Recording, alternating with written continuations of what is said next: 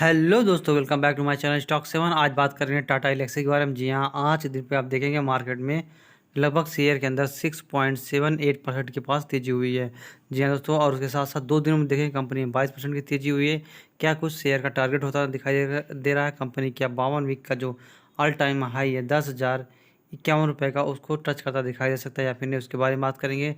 और जिन लोगों ने इसके अंदर बाइंग करके रखा होगा, इस हफ्ते काफ़ी अच्छा खासा प्रॉफिट कंपनी ने कमा के दे दिया, उसके बारे में बात करेंगे। चलिए दोस्तों, वीडियो को स्टार्ट करते हैं। अगर आप हमारे चैनल पर नए हैं तो प्लीज़ चैनल को लाइक करेगा और सब्सक्राइब करेगा, जिससे कि स्टॉक मार्केट के बारे में ऐसी न्यूज़ हर रोज़ मिलती रहे। जैसा कि आप दोस्तों देख सकते हैं, निफ्टी 50 लगभग आज दिन पे 0.40% के पास तेजी देखी गई। मार्केट में जब इसकी ओपनिंग हुई थी निफ्टी 50 की, लगभग 17,100 पास के पास हुई थी। और कंपनी का आप गिरावट देख सकते हैं, लगभग कंपनी 17,000 के आसपास ज़्यादा दिखाई देती।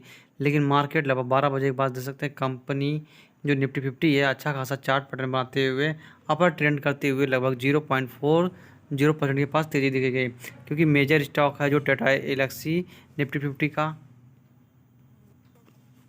जिससे कि ये कंपनी के लिए बहुत महत्वपूर्ण होता दिखाई दे रहा है। बात करें कंपनी में आज जो तेज़ी हुई है उसका कारण जानते हैं। आज जो न्यूज़ है 28 मार्च का, आप देख सकते हैं लगभग 3 बजे के पास की न्यूज़ है कंपनी का। और Tata Elxsi stock it's all high and high voltage market two days and report MSCI। जी हाँ, MSCI इंडेक्स में कंपनी शामिल होती दिखाई दे रही, जिसकी वजह से आर्टिकल आया था। उसके बाद से शेयर के अंदर 6.5% की तेज़ी होती दिखाई दी। आप देख सकते हैं कंपनी का जो आर्टिकल आया का टाटा इलेक्सी के साथ साथ कंपनियां अदर कंपनियों में भी तेज़ी होती दिखाई दी। टाटा इलेक्सी को शामिल किया जा रहा है MCI इंडेक्स में, और उसके साथ साथ जिंदल स्टील एंड पावर को, वोल्ट्स को और वरुण बावरेज और एस्ट्रल को भी कंपनी में ऐड किया जा रहा है। और किन कंपनियों को इंडिया से इस MSCI इंडेक्स से बाहर निकालता दिखाई दे रहा है? आप देख सकते हैं कंपनी जिनको बाहर करने की बातें चल रही हैं उनका नाम है इंद्रप्रस्थ गैस और MRF जैसी बड़ी कंपनियों का नाम है। इसको MSCI इंडेक्स से बाहर करने की बात चली जा रही है। और टाटा इलेक्सी, जिंदल स्टील पावर और volts, Varun beverage and astral कंपनियों को इसके अंदर ऐड करती दिखाई दे रही हैं। ये कंपनी के आर्टिकल आने की वजह से कंपनी में आज के दिन तेजी होती दिखाई। आप देख सकते हैं MSCI इंडेक्स जो हर साल लगभग 2 से 3 बार अपडेट होती है। किन कंपनियों को परफॉर्मेंस अच्छा होता है? जी हाँ, जिन कंपनियों का परफॉर्मेंस अच्छा होता है इसको ऐड कर लिया जाता है, जिन कंपनियों का परफॉर्मेंस बुरा होता है उनको निकाल दिया जाता है। और आप देख सकते हैं कंपनियों को ऐड करने की बात करिए तो आप जिंदल स्टील एंड पावर का दे सकते हैं नाम, वरुण बेवरेज का दे सकते हैं, वोल्ट का दे सकते हैं, एस्ट्रल पाइप का दे सकते हैं। और सबसे मेजर स्टॉक जो है टाटा इलेक्सी, जी हाँ टाटा इलेक्सी को भी ऐड किया जाएगा, जिसकी वजह से आज के दिन पे आपको तेज़ी होती दिखाई दी। मार्केट में जब वो लिस्ट हुई आज स्टार्ट हुआ था, देख सकते हैं कंपनी 9,078 रुपये के पास थी, लगभग 7% की तेज़ी देखने को मिली कंपनी में। और लगभग रुपये के पास कंपनी में बढ़ोतरी होती दिखाई दे सकते हैं। लगभग कंपनी में 6.78% की तेज़ी हो गई ही। और अगर कंपनी, जी हाँ, MSCI इंडेक्स में इन ऐड होती है तो कंपनी के लिए काफ़ी अच्छी होगी। और अगर कंपनी ऐड भी होती है और उसके साथ साथ कंपनी परफॉर्मेंस अच्छी दिखाई देगी तो और भी कंपनियों को MSCI इंडेक्स में ऐड होती दिखाई दे सकती है। बात करें टाटा को ऐड होने से क्या कुछ प्रभाव पड़ेगा, आप देख सकते हैं कंपनी में आज के दिन पर जो प्रभाव पड़ा है लगभग 6.5% के पास तेज़ी होती दिखाई दी है। आप देख, जैसा कि दोस्तों देखते हैं एक मंथ में शेयर होल्डर को लगभग 37% की तेज़ी देखने को मिली। जी हाँ, कंपनी में 37% की तेज़ी केवल 1 मंथ में देखने को मिली। और 6 मंथ देख सकते हैं कंपनी कॉन्सोलिडेट फेस करती दिखाई दी और लगभग 60% की तेज़ी लगातार इस शेयर के अंदर देखने को मिली। एक ईयर्स में देख सकते हैं लगभग 250% के आसपास तेज़ी देखने को मिली है। कंपनी लगातार प्रॉफिट जनरेट कर रही है। जब मार्केट में गिरावट होती है शेयर को बाइंग करने का काफ़ी अच्छा खासा मौका था। देख सकते हैं जब मार्केट में गिरावट हुई शेयर के अंदर बाइंग करने का मौका बना हुआ था। और अभी बात करें कंपनी, देख सकते हैं 9,000 के पास काम करती दिखाई दे रही है। कंपनी का ऑल टाइम हाई, जी हाँ कंपनी का ऑल टाइम हाई आप देख सकते हैं लगभग 9,160 रुपये के पास है। और कंपनी जो मार्केट कैप देख सकते हैं 56,000 करोड़ रुपए के पास कंपनी का मार्केट कैप है। और कंपनी का पी रेशियो देख सकते हैं 111 के पास है। कंपनी अच्छा खासा डिविडेंड भी पे आउट करती है। कंपनी का जिस वजह से ऐड किया गया है, कंपनी में ROC दे सकते हैं काफ़ी बेहतरीन है, 40 के पास है। ROE लगभग 29% के पास है। कंपनी ने अभी तक एक बार भी स्प्लिट नहीं दिया और कंपनी का फेस वैल्यू 10 रुपये के पास है। बात करें कंपनी के ऐड करने के कुछ और भी कारण हो सकते हैं, दे सकते हैं कंपनी नेट प्रॉफिट लगातार बढ़ती दिखाई दे रही है।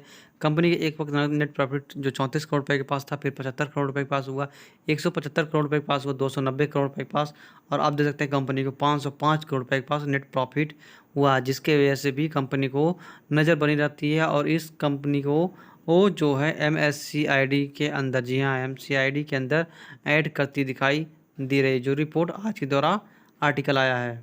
कंपनी जिसके साथ साथ कंपनी अच्छा खासा डिविडेंड पे आउट करती है, कंपनी का डिविडेंड दे सकते हैं, और कंपनी का अर्निंग पर रेशियो दे सकते हैं, लगभग 86 के पास काम करता दिखाई दे रहा है। कंपनी का EPS काफ़ी बेहतरीन है, और कंपनी का जैसे जैसे प्रॉफिट कमाती रही दिखाई दी, वैसे वैसे कंपनी का EPS भी बढ़ता दिखाई दिया है। और देख सकते हैं कंपनी के जो नेक्स्ट पैरामीटर है, कंपनी का रिजर्व दे सकते हैं। कंपनी का रिजर्व काफ़ी बेहतरीन है। कंपनी को 158 करोड़ रुपए का 2012 में था, आज दे सकते हैं 1200 करोड़ रुपए के पास कंपनी का रिजर्व है। बात करें दोस्तों कंपनी में प्रमोटर होल्डिंग दे सकते हैं, जो कंपनी का प्रमोटर होल्डिंग है 44% के पास कंपनी में प्रमोटर्स होल्डिंग है। और उसके साथ साथ दे सकते हैं फॉरेन इन्वेस्टर ने अच्छा खासा शेयर बाइंग करके रखा है, 8.5% के पास जो था लगभग 12% के पास होता दिखाई दे रहा है। दे सकते हैं डोमेस्टिक इन्वेस्टरों ने भी अपना शेयर का पैटर्न बढ़ाया है, लगभग 5% के पास कंपनी में ये होता दिखाई दे रहा है। पब्लिक होल्डिंग दे सकते हैं 41% से आज 38% के पास हो गई है। कंपनी में पब्लिक होल्डिंग लगातार घटती दिखाई दे रही है, और फॉरेन इन्वेस्टर, डोमेस्टिक इन्वेस्टर लगातार इसके अंदर होल्डिंग बढ़ती दिखाई दे रहा है। देख सकते हैं कंपनी में लगातार होल्डिंग बढ़ती दिखाई दे रही है, फॉरेन इन्वेस्टर, डोमेस्टिक इन्वेस्टर, और पब्लिक होल्डिंग घटती दिखाई दे रही है। बात करें कंपनी में अगर बाइंग करना है तो किस लेवल पे अभी भी बाइंग किया जा सकता है।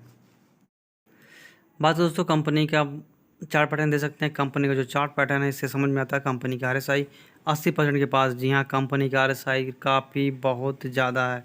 कंपनी का RSI 80 के पास है। कंपनी में RSI एंट्री लेने के लिए जो माना जाता है अच्छी 30 और 70 के पास होना चाहिए, 30 से ऊपर होना चाहिए और 70 के नीचे होना चाहिए। आप देख सकते हैं कंपनी 80 के पास, अर्थात कंपनी ओवरबोर्ड जोन में ज़्यादा दिखाई दे रही है। कंपनी एक टाइम में दे सकते हैं कंसोलिडेट फेज में काम करती दिखाई देती है, लगभग 6000 से आसपास काम करते दिखाई दे। जो कंपनी को ब्रेकआउट मिला था, आप देख सकते हैं कंपनी को लगभग 6000 के पास ब्रेकआउट मिला था, और कंपनी उस टाइम जो हाई ऑल टाइम अपना हाई बना था लगभग 7500 रुपये के पास। आज देख सकते हैं कंपनी जो काम कर रही है लगभग 8704 रुपये के पास है। कंपनी का ऑल टाइम हाई, आप देख सकते हैं कंपनी का ऑल टाइम हाई जो 9000 रुपये के पास है, और अभी भी देख सकते हैं कंपनी को जो ब्रेकआउट मिला, दे सकते हैं कंपनी को लगभग 6-6.5 रुपये के पास ब्रेकआउट मिला था, और आज देख सकते हैं 2 से 3 दिनों के अंदर काफ़ी अच्छा खासा प्रॉफिट कमा के दिया, और कंपनी 9000 रुपये के पास काम करती दिखाई दे रही है। अभी बात करें बाइंग करने के लिए, तो अभी कंपनी बाइंग करने के लिए कोई भी अच्छा मौका नहीं है, क्योंकि कंपनी का RSI भी काफ़ी ऊपर है, और कंपनी को ब्रेकआउट मिल चुका है, और कंपनी को जो पॉजिटिव न्यूज़ हैं लगातार बढ़ती दिखाई दे रही है। आप जान सकते हैं जो कंपनी इसके अंदर ऐड होगी, तो इसके वजह से भी शेयर के अंदर तेजी होती दिखाई दे रही है। जब मार्केट में गिरावट हो, आप देख सकते हैं जब मार्केट में गिरावट होती, इन लेवलों पे शेयर को बाइंग किया जा सकता है। देख सकते हैं यहाँ पर भी शेयर काफ़ी नीचे था, और यहाँ पर भी शेयर काफ़ी नीचे था, और यहाँ पर भी काफ़ी नीचे था। और देख सकते हैं जब छोटी मार्केट में काम करता दिखाई देता, लगभग 2500 से 3000 रुपये के पास, देख सकते हैं यहाँ पर भी शेयर को बाइंग करने का अच्छा खासा मौका था। जब मार्केट में गिरावट होती है तो ही इन शेयरों को, या फिर सिर्फ, जी हाँ, कंपनी में अगर SIP करना चाहते हैं तो इस शेयर को जब मार्केट में गिरावट हो आराम से खरीदा जा सकता है, या फिर कंपनी का RSI 70 के नीचे हो तो बाइंग किया जा सकता है। लेकिन अभी भी देख सकते हैं शेयर में काफ़ी ज़्यादा ह्यूज वॉलेटिलिटी देखने को मिल रही है, और दिखाई दे रही है। कंपनी को ओवरबोट जाने का मेन कारण है 80 का आसपास कंपनी का RSI। सकते हैं कंपनी के जो बुलिंजर बैंड के बाहर काम करती दिखाई दे रही है। आप देख सकते हैं बुलिंजर बैंड के बाहर जब काम करती है तो उसके बाद बुलिंजर बैंड इनको करेक्शन भी होता दिखाई दे सकता है। आप देख सकते हैं जब शेयर के अंदर बुलिंजर बैंड के बाहर जाता है तो उसके बाद थोड़ा थोड़ा देख सकते हैं 3 कैंडल जो अंदर है इसको अंदर होते दिखाई दे सकती है। हो सकता है शेयर अगले कुछ दिनों बुलिंजर बैंड के अंदर होती दिखाई दे सकती है। दे सकते हैं जब शेयर के अंदर गिरावट होती है तब बाइंग करने का अच्छा खासा मौका मिलता है। कंपनी को जो ब्रेकआउट मिला था उसके बाद से देख सकते हैं शेयर के अंदर तेजी हुई, कंपनी 9000 रुपये के पास काम करती दिखाई दे रही है। कंपनी ऑल टाइम अपने हाई के आसपास काम करती दिखाई दे रही है। 5 साल में देख सकते हैं चार्ट पैटर्न में क्या कुछ वर्क किया है, और उसके हिसाब से काफ़ी प्रॉफिट अभी तक बना के दे दिया। अगर कंपनी अगर SIP करते हैं, अगर आप छोटे इन्वेस्टर हैं तो इस कंपनी में अच्छे से SIP मंथली वाइज किया जा सकता है। और जैसे जैसे कंपनी का मार्केट प्राइस बढ़ता जाएगा और कंपनी प्रॉफिट जनरेट करती जाएगी तो आपको आने वाले 10 से 15 साल में प्रॉफिट होता दिखाई दे सकता है। जी दोस्तों, ये था कंपनी का आज का न्यूज़ जो MSCID के अंदर इंडेक्स के अंदर ऐड होने की बात थी। और उसके साथ साथ कंपनी के बाइंग की पोजीशन बात करें तो कंपनी बाइंग नहीं किया जा सकता है। जिन लोगों ने बाइंग करके रखा है उसको आराम से कंपनी को होल्ड कीजिए, 10 से 15 साल में आपको ये शेयर अच्छा प्रॉफिट कमा के देगा। चलिए तो वीडियो को ही वाइंड अप करना चाहूँगा। वीडियो पसंद आई तो प्लीज़ चैनल को लाइक करेगा, सब्सक्राइब करेगा, जिससे कि स्टॉक मार्केट के बारे में ऐसी न्यूज़ हर रोज़ मिलती रहे।